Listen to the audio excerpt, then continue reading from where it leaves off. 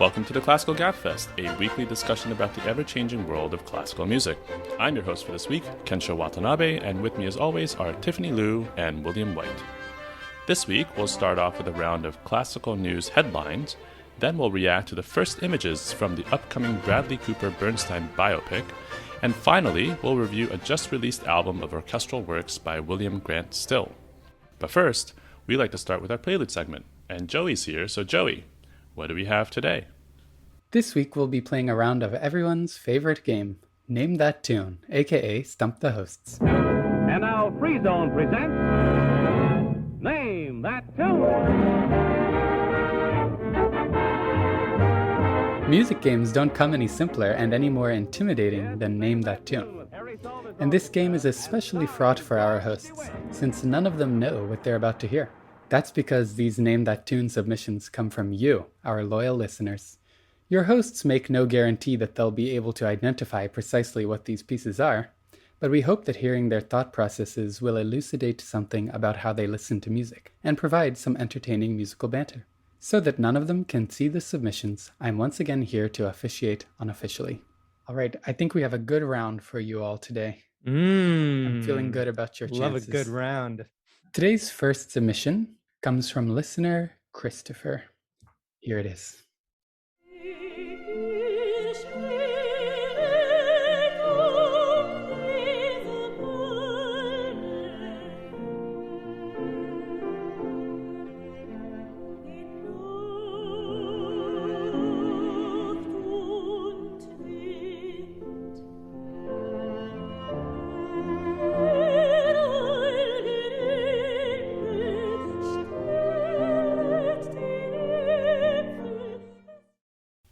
Okay, so it's a work for soprano, viola, and piano.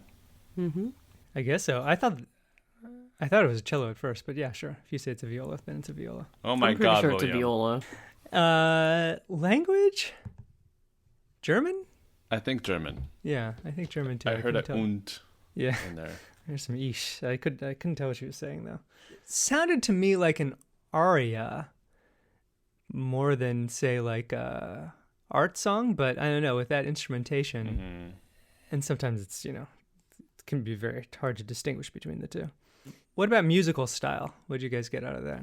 German Romantic. bread and butter romantic. Yeah. I mean, this sounds like Brahms to me. Interesting. Who we don't know wrote for this combination. Oh, now actually those songs are for mezzo. Really? He wrote But- for this combination? Yeah. Viola, piano, and voice? Interesting.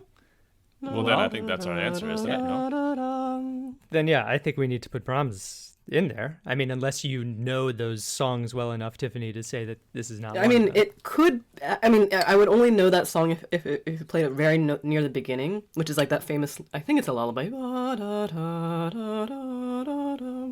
Which in the this same actually isn't the key. right meter. And Yeah. the same key. Okay. Yeah, Lol. I What think was that, the name of the song? I forgot. Let's put 3 Brahms in that basket then. Yeah, should we just guess Brahms? I mean, Tiffany sounds All like in she's on got Brahms. Yeah. Tiff's got it. it. Let's do it. Okay. Oh God, this is gonna be so embarrassing. No, you're absolutely correct. Yay, This is Brahms. This is exactly also for viola is part of that ensemble. Not this cello. song is Viola. not cello, Yeah. viola. Thanks. This is from Tu Gesanga, Opus 91. That's right. Two It's called- Gesanga. Tu Gesanga. I think you mean Zwei Gesanga. This is from Zwei Gesanga. And it's called Geistliches Wiegenlied. Yeah, that's the one. There's a unbelievable Jesse Norman recording of this on YouTube. It's one of my favorite things. But unfortunately, I guess I don't know every bar of the song well enough to be like, yep, that's what it is. Well, But I Tiff, did I think recognize you it. know it pretty darn well. Close. I mean, that's like a true. We actually named the tune. Well, you actually named the tune. Never Well, we'll say happens. we. This is great. All right. What's the next one? The next one comes from listener Jeremy. And here it is.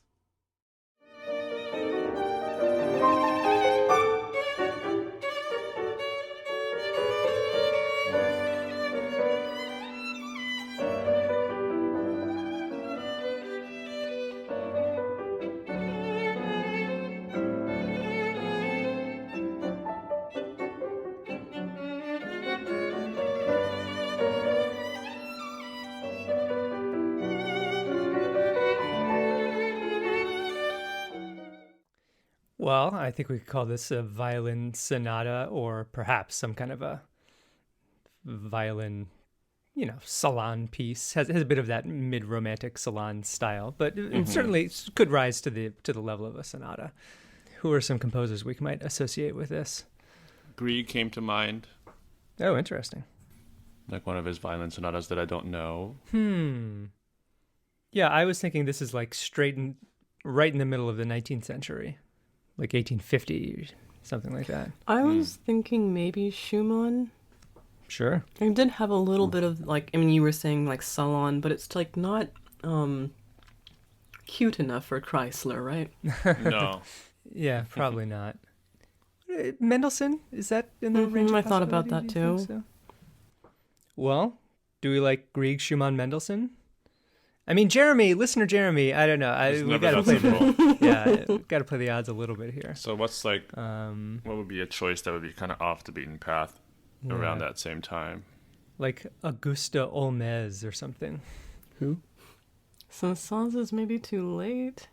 Well, you never know with Saint-Saëns. Yeah, that's true. I mean, he had a long career. He lived from like 1700 to 2022, and B, he wrote the same kind of music for 70 years. So, Well, let's start with our initial bucket of Grieg, Schumann, and Mendelssohn, since that's what we were thinking. Could you be more precise which composer with the last name Schumann you're putting in your bucket? There we have it. Yeah. Yes, we of course meant Clara Schumann, and that's our answer.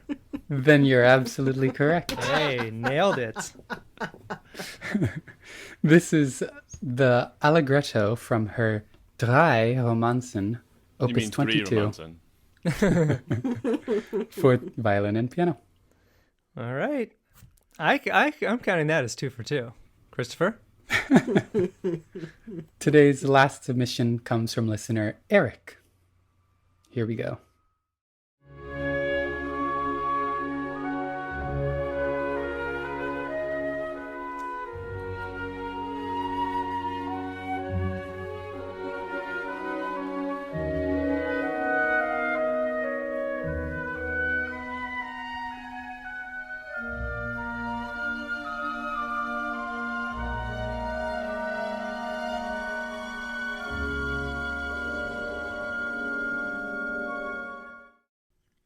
Well, I would have to put this in the 20th century.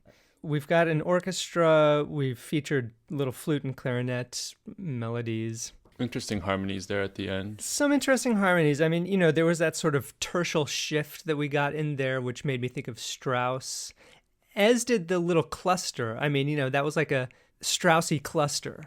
It wasn't like a, Schnittke cluster. That was somehow was right in there. Did it have the most Strauss kind of sound in the world? No, but I would still maybe put him in there because A, you never know what he's going to come up with, and B, there was just enough clues in there that I would want to have him in the basket. What did you guys think? I mean, when it started, what nationality did you think? Because I didn't think German. I ended up kind of thinking maybe more English, but then the cluster started coming in, and then I threw that out immediately. I don't know. I mean, maybe Russian. What Russian would you ascribe this to, if anybody in particular? I'm not sure. It was it's a narrow slight. I mean, it kind of depends on what happens in the section after this one a little bit. I guess I could see a really spare version of Rachmaninoff in there. I thought American when it started. Like it had a little bit of the Coplandiana kind of spareness to it, but then I struggle so much with the excerpts like this where it starts one way and then it just takes a hard right turn at some point and I just get lost. I don't know where I was thinking before. Korngold? Oh, sort I of. get it. I mean, that's just from the logical criteria, but I don't know that this. I would guess that. I don't know. It didn't feel saturated enough for. Yeah. Who's like a Coplandy composer who has a little bit more one foot more firmly in the 19th century? I can jump in with a hint for this one. Oh, that's right. We get our hint. Or you can, if you want to count your Clara Schumann guess, we can say that was a hint for the second round. No. That wasn't a hint. That was just, you were just clarifying. Of course. I think we deserve our hint. In that case, let me tell you something. I think some of your all's confusion is that this piece uses the music of a Germanic composer, but it's not necessarily a Germanic composer. So there's material there that is not completely original. John Corigliano. That's my new guess. And who else does stuff like that? I'm a little at sea here. Yeah, so am I. Who else does stuff like that might like sort of quote a German composer? Germanic. So somebody who quotes an Austrian composer. Well, maybe this could be a bit of film music. I don't know. I don't want to sit around all day and try and figure this out. I'm very confused. So, Joey, my new guess is Corigliano. So the basket is Corigliano and that's it? Strauss and... and Korngold. And Korngold. All right, sure. We're all over the place. Well, this piece is by Luciano Berio. Oh. Written in 1990. It's called Rendering, and it's a quote-unquote completion of the unfinished Schubert symphony. Wow. Listener Eric, how gracious of you. I mean, I don't know about that.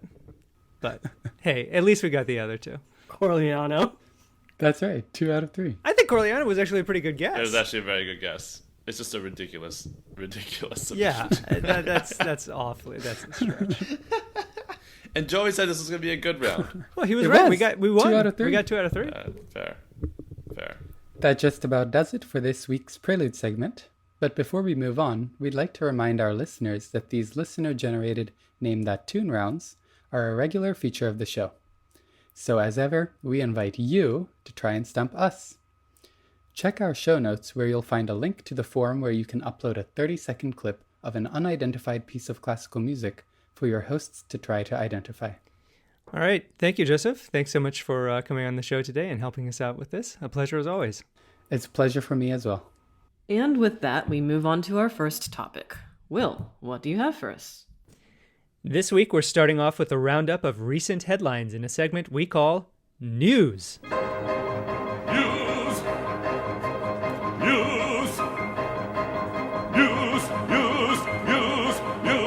Every week at the GabFest, we try to keep our listeners apprised of the major news and goings-on in the world of classical music. But sometimes more stuff happens than we can possibly include on our show, or perhaps a story bubbles up that doesn't have quite enough substance for a full segment, so we've collected a bunch of stories for a series of lightning round discussions. Kensho, why don't you get us started off with our first story here? All right. Well, Steinway & Sons, the venerable piano maker whose brand is basically synonymous with fine pianos worldwide, is going public. Again. The American piano manufacturer had been a publicly traded company until September of 2013, when its parent corporation was purchased by billionaire investor John Paulson. Now, citing anticipated growth in the Chinese market, Steinway will once again be traded on the New York Stock Exchange under the ticker STWY, although it did not give an expected opening share price. All right, Will, are you adding STWY to your portfolio? I might well buy some Steinway stock. I don't see why not. I'm like an emotional investor who has no plan or real instinct. I buy things based on whether I think that they fit my moral compass. And sometimes it has worked out very well for me. More often it has worked out very poorly, like all of the vegan food stocks that I own. They all kind of tank. But yeah, I think that... I don't see any reason why Steinway is like a bad or evil thing. Yeah, I could get some Steinway stock in my portfolio. What about you guys? Sure, why not? I like the acronym. STWY? Yeah. Tiff, you should be an analyst for somebody. You should go to Wall Street. Me. But I would feel like the Chinese market has already been saturated with Steinway. No, it's not like this is a recent discovery for China that Steinway pianos exist. Right, I would agree with that, but I don't know if John Paulson, who's a hedge fund billionaire type guy, thinks that there's a big growth market in China. I think that he was probably right, so. All right, well, we'll find out soon, I guess. Yeah, indeed. Tiff, why don't you take the next one? While on tour with the Orchestre des Champs-Élysées, violinist Enrico Tedde's 1899 Degani violin was stolen on a train between Poitiers and Paris. According to the Strad, the instrument's value is approximately 100,000 euros. I didn't understand what happened. I got up and it was no longer there, Tedde told Le Parisien. Well, in March, a woman passing by spotted the violin next to a trash can in Porte de Clignancourt, Paris. She waited a short time to see if the violin belonged to anybody, and then she took it home when it was unclaimed. Inside the case was Tedde's violin, along with two bows, sheet music, and Tedde's passport, which the woman used to track him down. After reuniting with his precious instrument, Tedde said the violin was slightly dirty and the bridge had moved, but otherwise in fine condition. This is epic. It's awesome. So this article comes from the Strad, very light on details. For example, where they came up with the 100,000 euro number, that's just in the headline. We have no idea. I mean, that's probably what it was insured for. Yeah. Oh, okay. That's a good point. And then also, like, a woman passing by, like, spotted the violin in a trash can. That's crazy to me. Like, what do you, I mean, are you looking at, well, if you saw a violin case next to a dumpster, what would you do? Yeah, that's a good question. What would I do? I don't know. I can't say for sure that I would go and, like, pick it up and look inside it. Would you guys? There is a good chance, I think, that I would take a look. I mean, I have seen my fair share of instruments in my day that, like, probably should go to the dumpster. So I think I would be really skeptical, right? Like, I would be opening up this thing, but, like, if it looked like the thing was, you know, I mean, if he says it was in fine condition, like, that for sure I would take home. Like, that I think I would have been good for this. One would think that if you're playing a 1899 instrument that's allegedly worth $100,000, the case probably looks the part as well. So it probably doesn't look like, you know, a case that belonged in the That's dumpster. true. I'm also just wondering, like, how it ended up next to the trash can. Not in the trash can, but next to the trash can. Like, was it actually stolen, or was, like, an employee of the train conductor came through, the guy forgot it, or I don't know. Like, did they just take it because they thought it wasn't claimed? I don't know. It just feels weird. I don't know. I agree. I think woman passing by is suspect number one, if you ask me. But also, who puts their passport in their violin case? I know. This gave me so much anxiety just Yes. hearing that right now. It's like, I mean, I guess you don't ever think that you're going to lose your violin. And I guess so then, therefore, it's kind of a safe place to put your passport. Yeah, I've kept pretty important things. Not my passport. I don't usually, like, take my passport around with me. But, like, if I was in a situation where I was doing international travel with my instrument, like, I can't say that I would never do this. I guess I'm just too paranoid. I just put my passport on my person. Like, I have it, like very close to my body so that I don't lose it. You know? You have to have skin-to-skin contact with your passport at all times. Oh, there's always a layer, like, you know, a shirt or a pocket or something. Let's not get too intimate here with our passports. But, yeah, cool. Very cool, Kensho. Thanks for sharing. All right, here's our next headline.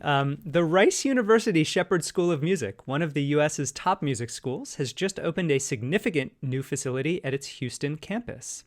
The 84,000 square foot Brockman Hall for Opera includes a plethora of donor-named spaces centering around the Morrison Theater, a three-tiered 600-seat European-style theater with an orchestra pit for 70 musicians, which is, quote, designed specifically for young singers to project their voices without overextending themselves.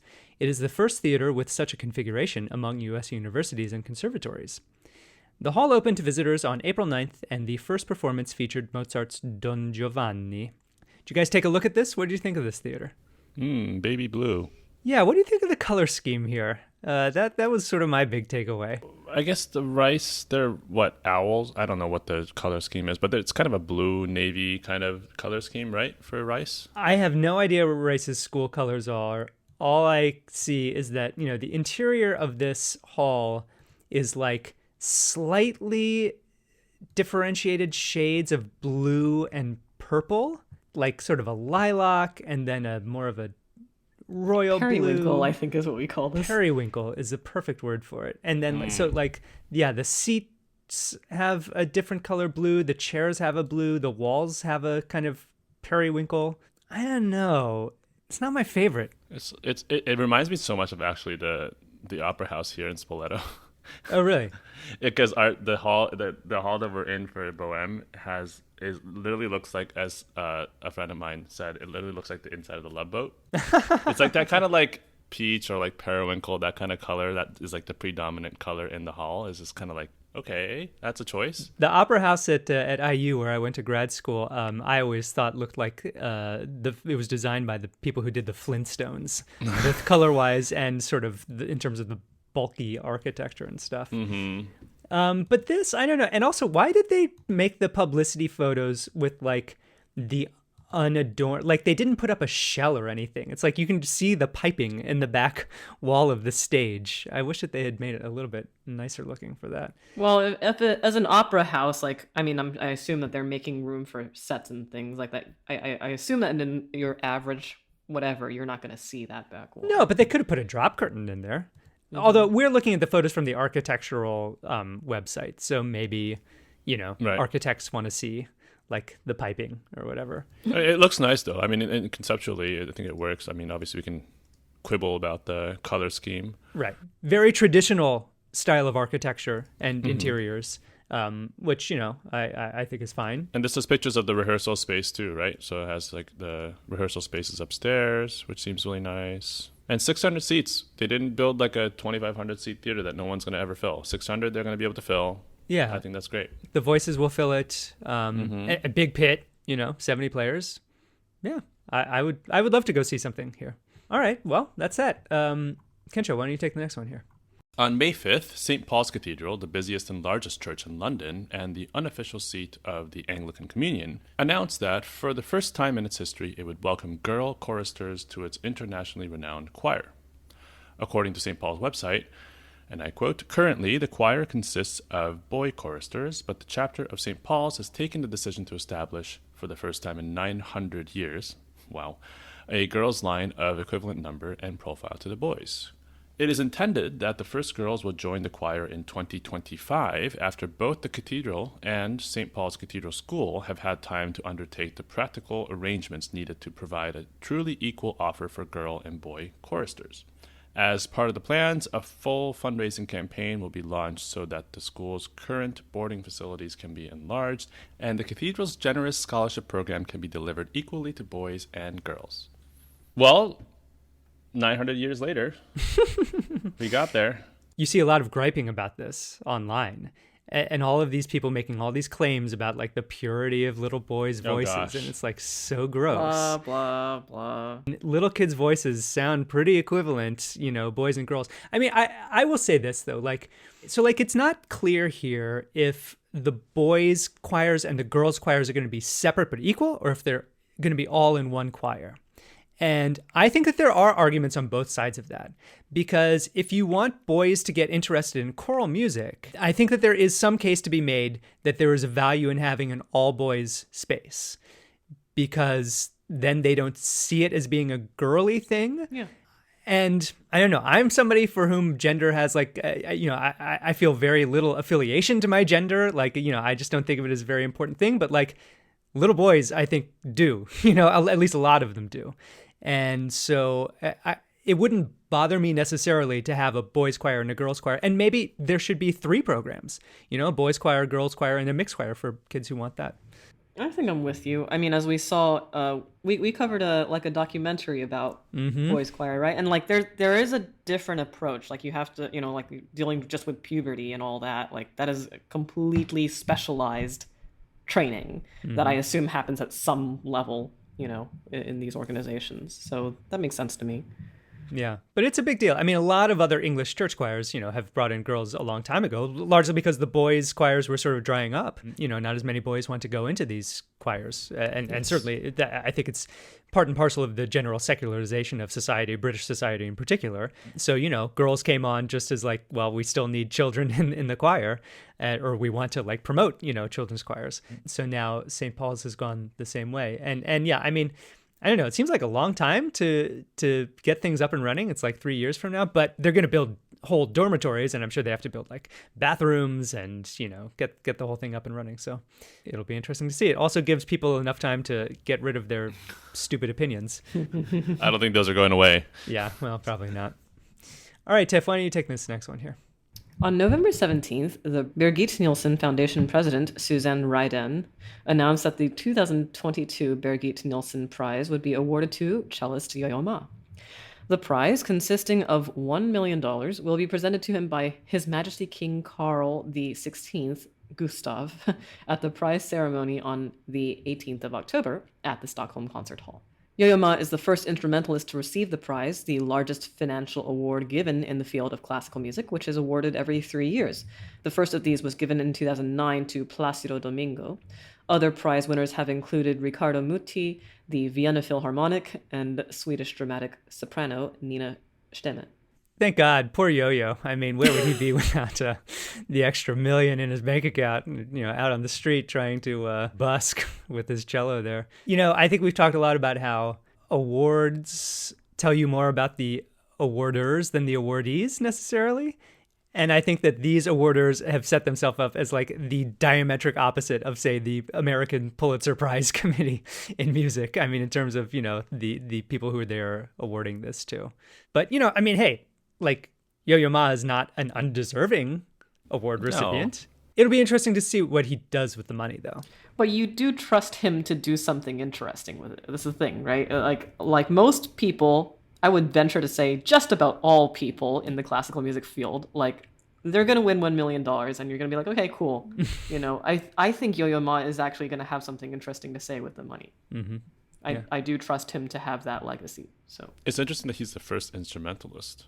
Well, I guess Vienna Philharmonic would count as an instrumentalist. Yeah, the Vienna Philharmonic was an awardee of this. Yeah, what's going on there? I mean, that is just nuts. Yeah. Well, we've actually got one final headline, and I have to say, this is just coming over the wire now. It's out of Gainesville, Florida. University of Florida School of Music announces new director of orchestral studies, Tiffany Liu? What is this? Whoa! Wow, what news outlet is this being covered on? Oh, this is on New York Times, Washington Post, in The Guardian, everywhere. It seems to really be taking the internet by storm. Congratulations, Tiffany, on your new job. Yay! Yeah. So, listeners, you've heard me talk about the job search on this podcast for several months now. And I mean, there is a rhythm to these in academia and roughly follows the academic calendar. So I've been generating, e-trash for a while now, and this was probably the last line I had out there, and came through very unexpectedly. So thank you. Well, we're very happy for you, very excited, and I think that both you and them have a lot of great things to look forward to. So that's the end of our news headlines. Listeners, if there's anything you think that we should be covering, do send us a message, let us know. We'd love to hear from you. All right, Kensho, on to our next segment. All right. As we've hyped several times on the Gabfest, in 2023, Netflix is scheduled to release a biopic on Leonard Bernstein entitled Maestro. Bradley Cooper directs and stars as Bernstein, and Carey Mulligan as Bernstein's wife, Felicia Montealegre. This past Monday, Netflix dropped the first images of Cooper and Mulligan on the film set, and the internet is abuzz at what most news outlets are calling an unrecognizable prosthetic-covered Bradley Cooper as an aging maestro. One social media user quoted in CNN said, "Dang, he even has white arm hairs. Such attention to detail. Whoever is the makeup/hair persons on the film needs to win some major awards." All right, so I'm sure we've all seen these pictures on social media and reactions as well. Well, Will, let's go to you first. What are you thinking? I say, dang, they even got the white arm hairs. I was amazed by that. So there's only 5 pictures that have been released. 3 of them are from like early Bernstein days, probably right around the early 50s would be my guess of the setting, because it's him and Felicia. They got married in 1951, and clearly the backdrop for these photos is the Tanglewood Music Center. You can tell that they're at the barn there. So young Bernstein, looks good. Certainly the period costume details are right there. Like the belt buckle with this very sort of Art Deco-y design is like spot on. Felicia's outfit looks really, really good. But you can still tell that it's Bradley Cooper in those younger photos. You can. It does not look exactly like Bernstein, although the hair, really spot on. The cigarettes are really great. But then there's 2 photos of Bernstein probably circa 1990. So he would have been 70 or 71 or 72. And those are incredible. Like when I just saw the thumbnail, I thought that it was Bernstein. I did not like. Yeah, it looks like him. Like I would not know any better. It's really impressive. Yeah, I did not think this was possible. But I guess, like, you know, what was that movie where Christian Bale played Dick Cheney? Oh, Do you know this? yeah, I know what you're talking about. Like the prosthetics on that was like unbelievable too, where you just don't see the actor anymore. So I mean, I guess it is possible now with all the makeup and prosthetic stuff that they can do. Yeah. And I mean, like, so there's two pictures that are old age. One, Bernstein sitting at a table, which even the table looks perfect. And like the pack of cigarettes and the Bic lighter and, you know, an extra pair of glasses. I guess those are his reading glasses, and he's wearing his, you know, distance glasses. And he's got like, you know, his fancy water bottle and stuff. That looks good. He's sort of, you know, leaning his arms on the table. But then the picture that's at the top of this article that we'll link to in the show notes, it looks like he's rehearsing. And just the body language is like exactly right, you know, and like his like sort of leathery skin and like the cigarette. I don't know. It's kind of amazing. We talked on the podcast we read the script of the competing Bernstein biopic that we hope will get made sometime, but, you know, is not being made. This is not the script that we read. Does this make you guys more excited to see this movie?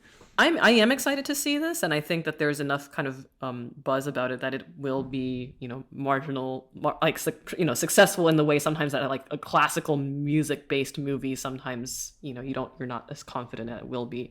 But I guess maybe I'll ask you, like, I think the angle that this is going to take is like, okay, this is a story of him and his wife, and is that like going to come at the expense of being like interesting in all the ways that we actually are interested in Lenny for as musicians? That's my question. Like, are we just in for, well, I mean, I guess it's kind of like a weird kind of love story, but yeah, I would say so. Yeah, you're right, Tiffany, because it says in this article here, the through line for Cooper's biopic is the complex story of the marriage between Bernstein and his wife. And who knows, like, you know, that could just be part of the publicity that they're putting out.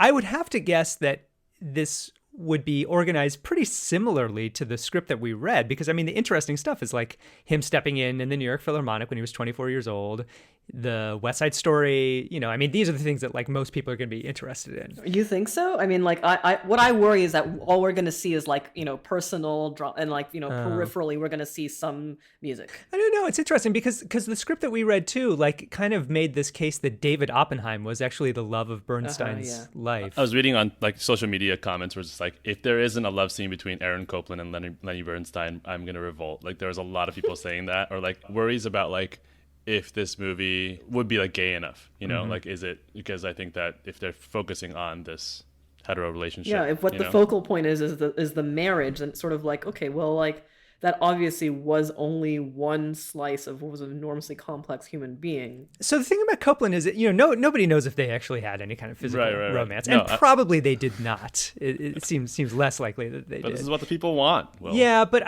trust me, there's many other men that Bernstein could be depicted having a romantic affiliation and a love scene with. Look, the marriage between him and his wife, that can mean a lot of things. I mean, obviously it was affected by many things. And, you know, she knew that he was gay going into the marriage. Like, there's a letter from Felicia to Lenny saying, like, I know what you are all about, but, like, we have to make this agreement if we're going to do this thing.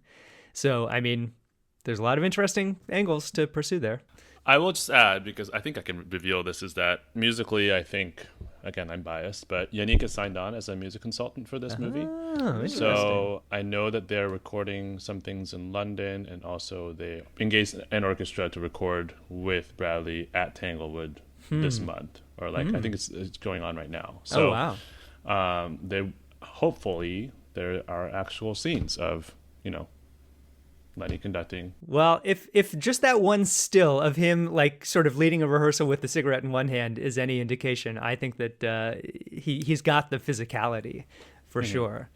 I mean, I think I told you guys, but like he spent multiple weeks in Philadelphia watching Yannick work a few seasons ago in preparation for this. So like, you know, it's not like this is being half-assed. I think Bradley is taking this pretty seriously. So. Very cool. All right. Well, 2023 should be a fun year to watch this film. So we'll keep you apprised of when it's out. All right. On to our third topic. Tiffany. On Friday, May 27th, the Royal Scottish National Orchestra released their new album, William Grant Still Orchestral Works, on Naxos. Part of Naxos' American Classics series, the album includes world premiere recordings of 13 works by 20th century composer William Grant Still, and features solo violinist Zina Schiff with maestro Avlana Eisenberg, the violinist's daughter, leading the Royal Scottish National Orchestra. Included in the album are several short works for violin and orchestra, including Cantulinum, 1940, based on the rhythm and spirit of the construction gang's tie shuffling or lining up railroad tracks. Also, the 1946 Pastorella, a tone picture of a California landscape.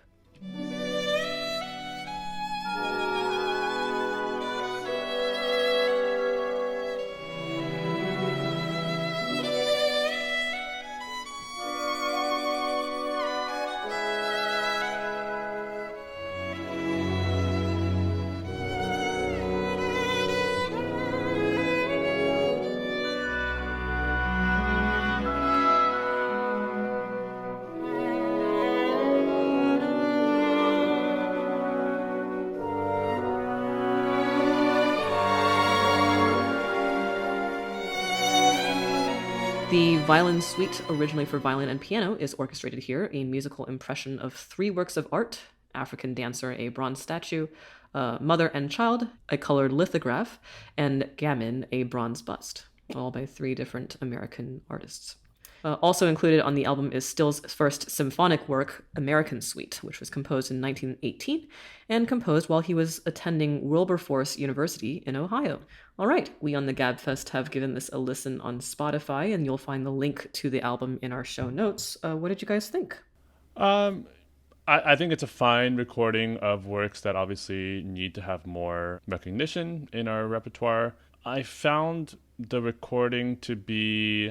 I don't know. I found it to just be like a very straightforward, clean-cut recording. Nothing was really like, wow, this is such a great performance. Compelling. Compelling performances of this. It really seemed like they just said, okay, let's learn the notes really well and then just get them in the can and just say, this is our album. I'm glad that I was introduced to some works. This Pastorella work, I think I liked a lot. But did I find it to be kind of a wow recording like we found with the Florence Price symphonies? I mean, obviously, it's comparing very different orchestras, but it's kind of a meh for me. I liked it. I liked the album a lot because I liked the pieces quite a bit. I thought it started off strong with this orchestral tone poem, Cantulinum, and I don't think that there was a single piece on here that I didn't enjoy.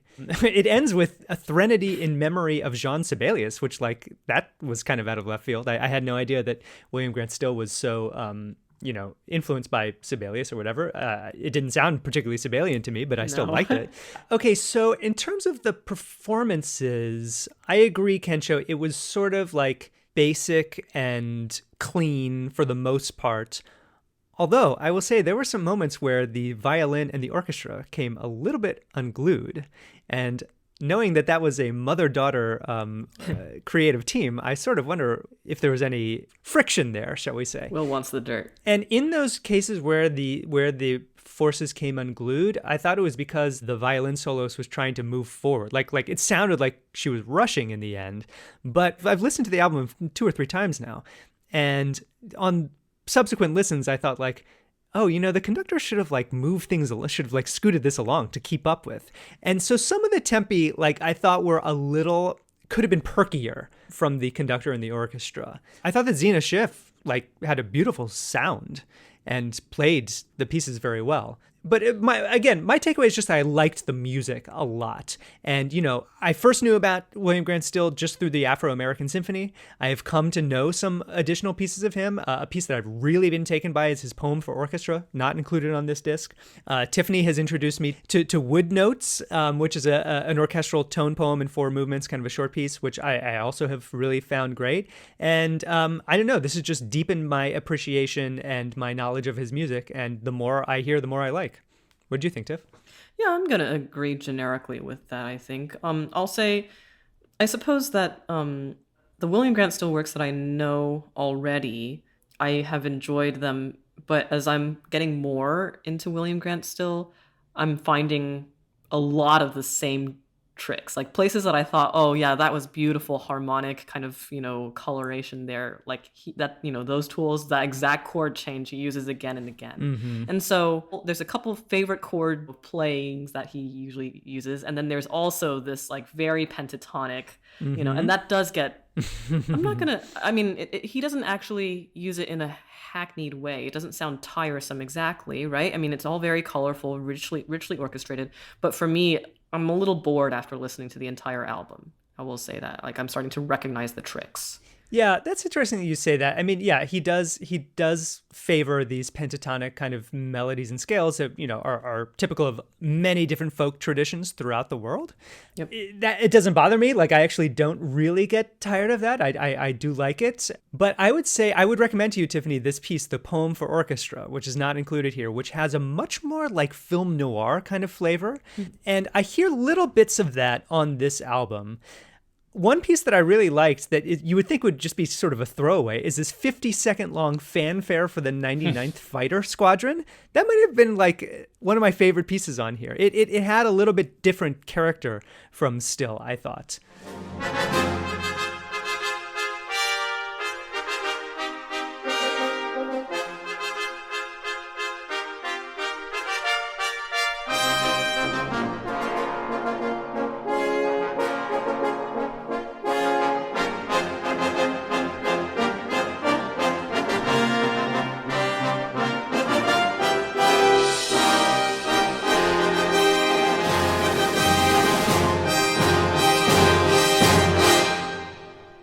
And I do like these places where you can find where Still is like seeking a specific character, because that seems to allow him to not just lean back into his kind of cushy, rich, gushy, soundscapey kind of writing. And it's for that reason that I wish that in those moments where it is a little bit more bubbly, kind of in a Copland, Americana vein, that the conductor would have made the tempi more perky. It would have gotten across those contrasts a little bit more. And so I think that we would have seen a different side.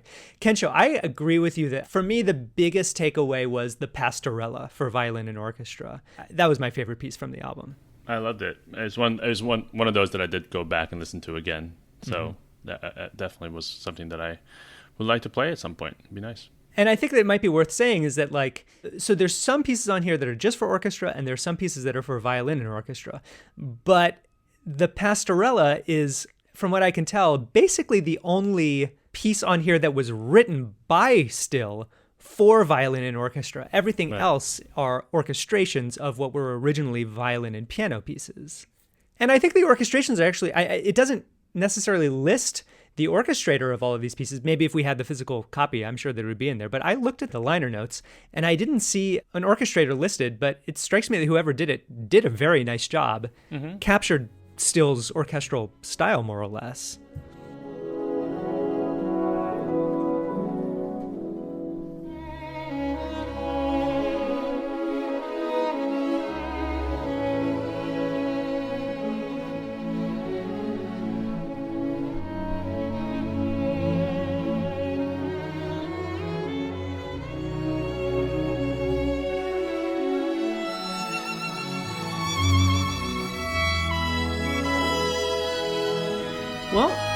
Regardless of our, subjective takes on the recordings or whatnot, we're really happy to see a lot of these works enter the conversation of repertoire. So go have a listen, listeners, and let us know what you think.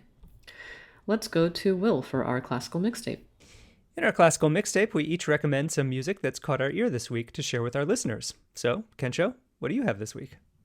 All right, so I'm still down here in Spoleto Festival, and we've now opened the festival where now I can go to concerts and actually listen to other people, which is also really nice. So I recently caught a performance of the St. Lawrence String Quartet, and they had a guest saxophone player I'd never heard of, Stephen Banks, who wrote a piece for string quartet and saxophone, which was incredible. And unfortunately, we don't have the recording to this because it's only the second ever performance of the work, but I loved his work. And so here is Stephen Banks performing a Mozart Oboe quartet on the saxophone, and I think he's incredible. So I thought we should all check it out.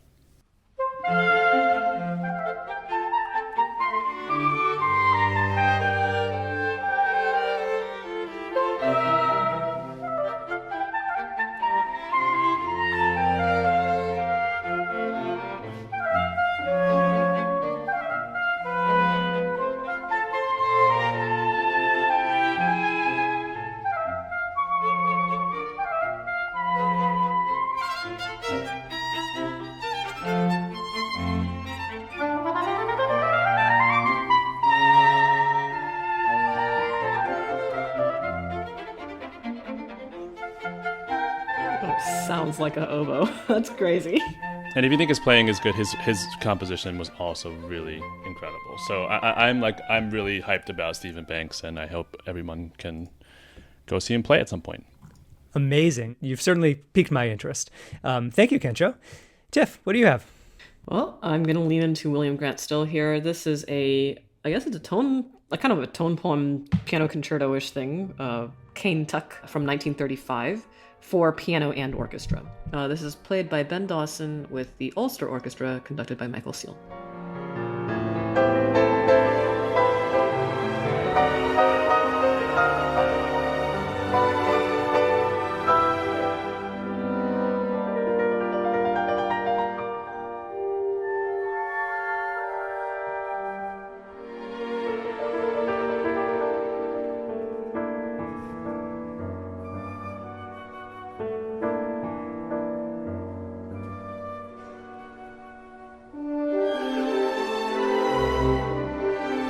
I know I've recommended his Inanga for harp and orchestra on a different occasion, and this sounds very similar, at least the beginning of it sounds very similar to the second movement of that, and that's a piece that I'm starting to hear a lot of in other pieces of William Grant Still's. But I have found that I like William Grant Still's work when it has a title or a kind of a place setting. So this obviously is a reference to Kentucky or Kaintuck, right? Just somebody from Kentucky. And I think that Woodnotes shares this as well. I mean, each one of those four movements has a very specific little, whippoorwill shoes is the name of the last movement, right? And that little bit of character setting, I find, does quite a lot for me in his pieces. So cool. Well, another great addition to our store of knowledge about William Grant Still's music. This is great. All right. Well, for my recommendation, this is going to seem pretty random. I was in Cincinnati visiting some people this week, and I was hanging out with a friend of the show, listener Satish, and we were just going through weird music, as we often do. And he brought to my attention this piece by Georg Philipp Telemann, his Ouverture Les Nations, where every movement describes a different nationality. So there's like one about Portuguese people, there's one about Swiss. Like, how would you musically characterize the Swiss? I have no idea, but Telemann does it. Maybe it was different back in 1725 or whatever. And so this movement is Les Moscovites, the Moscovites. Now, the performance here is from the Akademie für Alte Musik Berlin. And I have to say, one thing we've talked about in this show, or at least I think I've talked about, is how, the early music space is very much a creative space in the world of classical music. Like, they do all sorts of crazy stuff that's not written in the music. They make stuff up all the time. And this is a perfect example of this. If you listen to another recording of the Moscovites by Telemann, it's not going to sound like this. But the Alte Musik people in Berlin have done a very creative job on this, and they've made a very weird track out of it. So the basic idea of the Moscovites is that it's supposed to be the ringing of the bells of the Kremlin. So here is what they have come up with.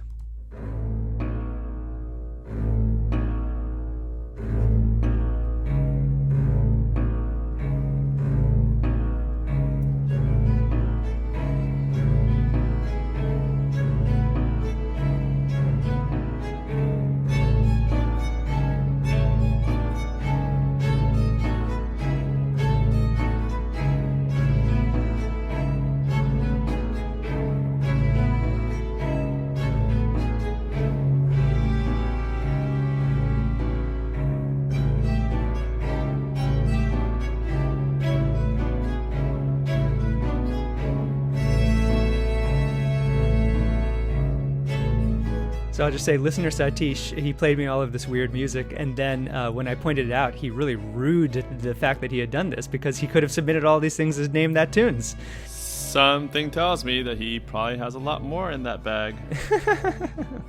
I think you are right. You'll find the links to all these and to our full classical mixtape playlist in the show notes. And with that, it's time to wrap up this episode of the Classical Gabfest. I'm Kensho Watanabe, and on behalf of Tiffany Liu and William White, I'd like to thank you so much for listening and to encourage you to subscribe and rate us on your podcast app. We'd also love your help spreading the word about the show on social media, where you can find us on Facebook, Twitter, and Instagram. You can reach us at classicalgabfest@gmail.com, and we'd love to hear from you. Until next time, happy listening, and we'll be with you next week.